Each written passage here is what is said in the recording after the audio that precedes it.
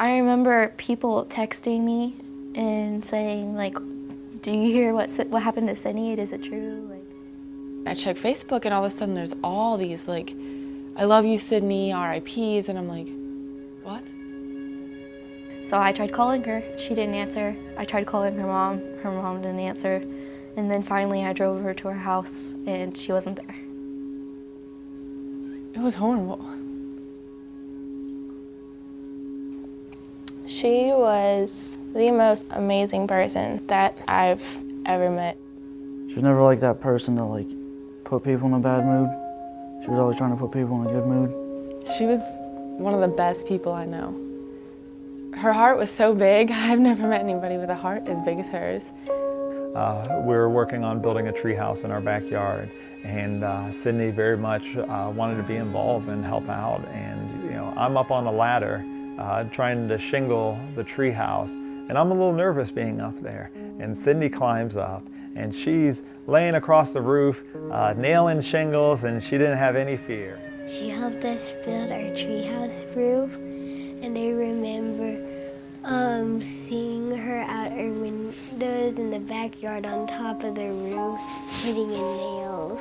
And then a piece of Sydnee that was very unique to her, I think, versus other teenagers, is she still had a very big kid heart. She was a girl that liked to play, and she likes to ride the swings with me. We had talked about going to the pumpkin festival, and I told her that I wanted to go. And she was like, yeah, I want to go too. She runs down the steps, she's got her bag, and she's like, okay, I'm going to Vicky's house, love you, see you tomorrow. I said, okay, not knowing that was going to be.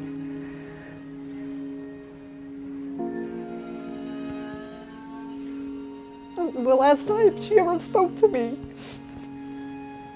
That night they were heading back from a pumpkin farm, and they were heading down the highway, and Joe, the passenger, was looking at his cell phone, and he felt the car jerk. It hit on the other side of the grassy median and flipped the car over. I was very close to hitting the car myself, so I kind of closed my eyes. I think it slammed on my brakes, and that's whenever I got out of the car and saw Joseph jump right out, and I realized that he was searching for Sydnee. So that's when I started helping him look for her, and I saw Sydnee in the ditch. At that point, still didn't really have a full grasp of what happened. I just knew that it was a vehicle that crossed the median, rolled over, and somebody had been ejected, to which me immediately being able to say is that the seatbelt wasn't worn in the case.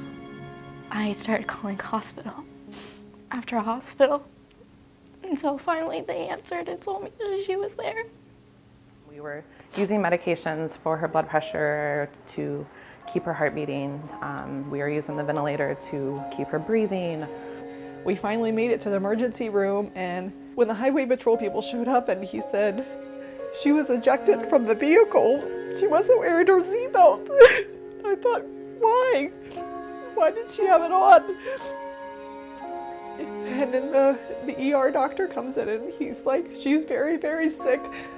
She hit her head, and we're gonna try to take the swelling down, but where she was hit, it's very unlikely that we're gonna be able to do anything for her. And then her mom answered the phone at the hospital and told me to come up because she wasn't going to make it and to come say goodbye.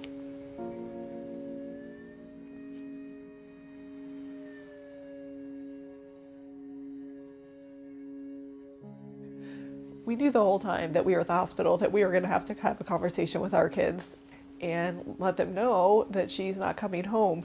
And it was almost like hearing it again, because you're experiencing their brand new grief. I started crying, and I was like crying against my mom and hugging her. We miss her tremendously. We keep her in our conversations on a daily basis. She's still a very integral part of our lives, even though she's not here. Miss having fun with her. I miss being friends with her and playing elephants and a lot of stuff like that. There were still a lot of unanswered questions of why. A bunch of cops like came over and started like asking me a bunch of questions like, where were you going, what happened, why did you swerve off the road? And I was just like, I saw that when we were going off the road, she like threw her phone. Start putting everything together and realizing that this is a texting and driving crash. We were able to specifically say it was texting and not anything else. Learning from this for Sydnee, you know, because it affected us as healthcare workers, it affected us as people, it affected us as mothers and aunts and cousins and sisters. This is something that isn't just going to affect you. This is something that it's so preventable. These kids don't need to be so distracted. There's nothing that's important enough that's going to cause you to lose your life. There's not a single thing important enough.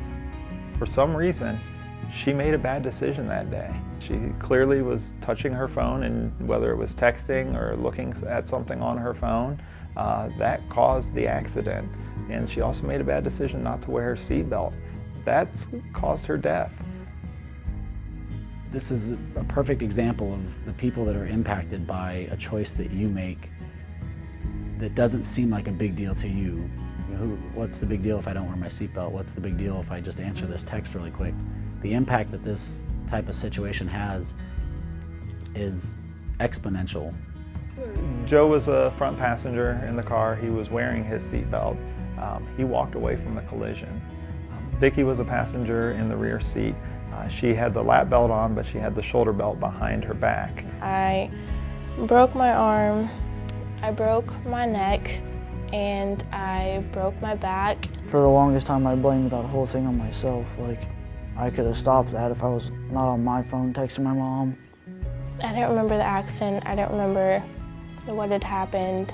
I was sorry that I didn't get to tell her bye, or that I loved her, or that she just wasn't going to graduate with us. I was sorry that it even happened.